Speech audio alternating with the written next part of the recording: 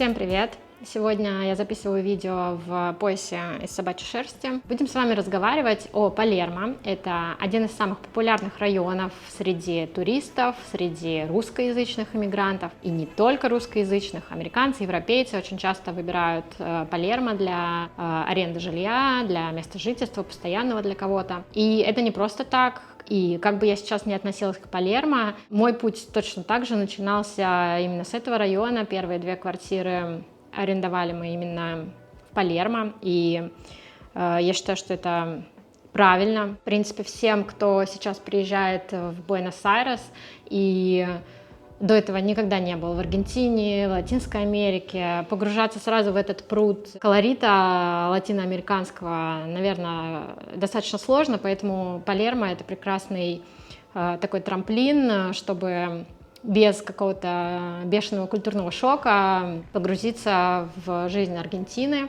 Это очень близкий, наверное, к Европе вайб самого района, архитектура колониальная, вполне идентичная, наверное, архитектуре Италии, Испании, потому что застраивали Палермо именно архитекторы итальянские, испанские, поэтому нам вся эта картинка понятна, близка, мы это все видели в Европе, и нет никакого культурного шока от того, что мы видим.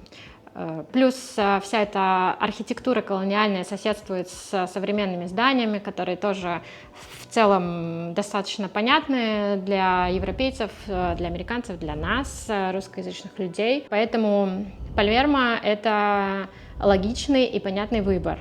Помимо визуала района, инфраструктура — это тоже очень важная вещь, которая помогает интегрироваться людям в жизнь Аргентины. Все в пешей доступности в Палермо. Сам район находится достаточно удобно по расположению относительно других районов, то есть ты можешь достаточно быстро доехать во все направления, север, юг, центр, все недалеко. В самом Палермо можно сидеть безвылазно, не знаю, 3 месяца, ходить пешком, гулять, там парки, рестораны, кафе, ночная жизнь, дневная жизнь, больницы, магазины, аутлеты, все, что хочешь, все есть в Палермо. Достаточно логично сконструирован район, так что ты выходишь из дома, и у тебя там в 5 минутах всегда есть магазин, всегда есть парк, всегда есть ресторан, кафе и все такое прочее.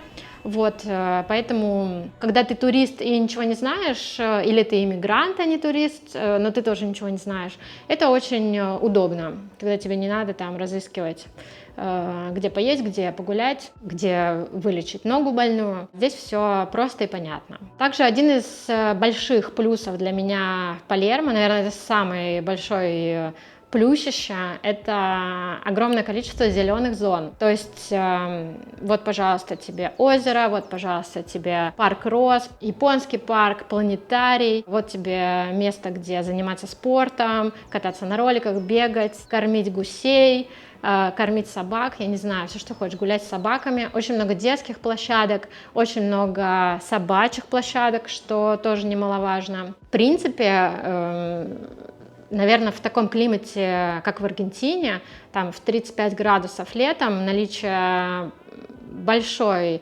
окрестности с зеленью, травой и деревьями очень сильно помогает пережить всю эту жару. Опять же, с детьми это прекрасная опция, что ты можешь пойти гулять, и один парк плавно перетекает в другой, ты там можешь, не знаю, мужа выкинуть с коляской и забрать с утра и забрать вечером. Все это время ему будет где походить, погулять. В общем, это чудесное, прекрасное место именно в плане озеленения. Наверное, это самый зеленый район Буэнос-Айреса. Если у вас дети, собаки, это прекрасный вариант. Собак там вообще, мне кажется, что больше, чем в Палермо, нигде нет. Если посмотреть на этих выгульщиков, которые ведут по 30 собак на одном поводке. Вот это для меня, кстати, было, наверное, культурным шоком в Аргентине. Самое первое, что меня больше всего удивило — количество собак. Что еще могу сказать по поводу Палермо? Помимо этих понятных плюсов. Есть еще и такие относительные плюсы, это, например, безопасность, потому что, да, вас там 100% не зарежет никто, не будет угрожать пистолетами, скорее всего, много полиции, много народу, и такой вот безопасности жизни вашей все достаточно спокойно. Но что касается воришек всяких, естественно, они же не дураки, они не в спальных районах ищут себе айфончики новые, 17-е, они ловят туристов ловят, естественно, в туристических местах. Соответственно, в Палермо кражи, наверное, это самый популярный район по кражам телефонов, часов, цепочек, сумочек там и всего такого. Для кого-то это большой минус, для кого-то это вообще не минус. Но в любом случае там нужно быть внимательным, не оставлять телефоны в кафешках, сумки там не оставлять без присмотра. Хотя, кстати, я вот оставляла, но никто ничего не украл. Но это, наверное, скорее ошибка выжившего. Мне так повезло.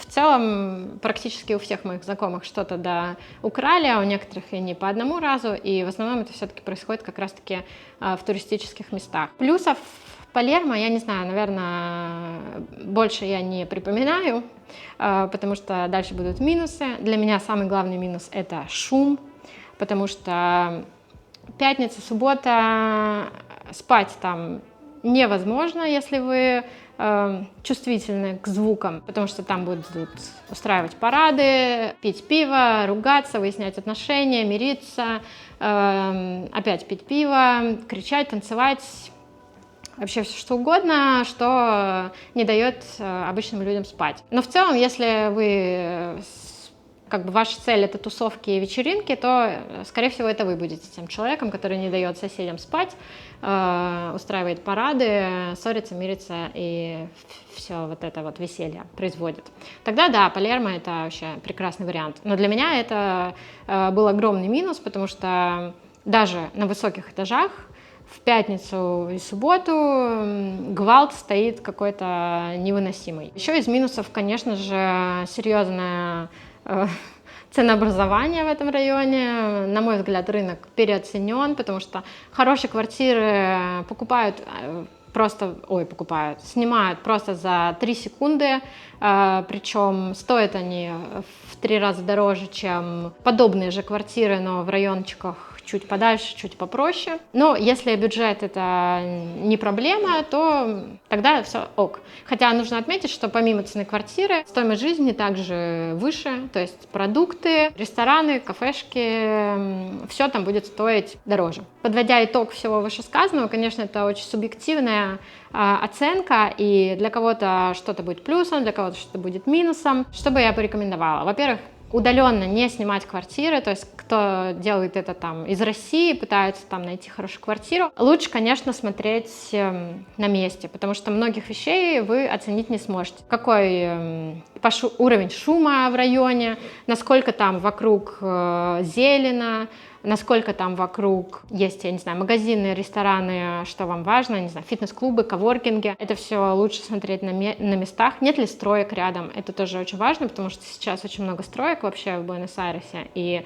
жить по соседству со стройкой, я знаю на своем опыте, это ужасно. Опять же, в Палермо очень много нового жилья, которое строится непонятно как, и можно, неплохо было бы посмотреть эти квартиры в реальности, потому что там может быть плесень, там могут быть очень тонкие стены, там может быть ужасная вентиляция, там может отсутствовать отопление, там могут присутствовать, это больше про старый фонд, тараканы, для кого-то это может быть плюс, не знаю, для меня это огромный минус. В общем, эти вещи вы не сможете удаленно как-то чекнуть, поэтому лучше все-таки снять первое свое жилье там на Airbnb, например, на несколько суток, неделю, и потом уже ножками ходить, выбирать тот район, который вам приглянется.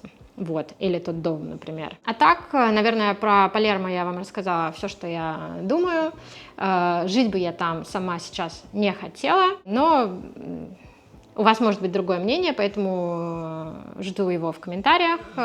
Ваше согласие, несогласие, буду вам крайне признательна за ваши сообщения. Спасибо, что досмотрели выпуск мой с партнером. Всем пока, хорошего дня.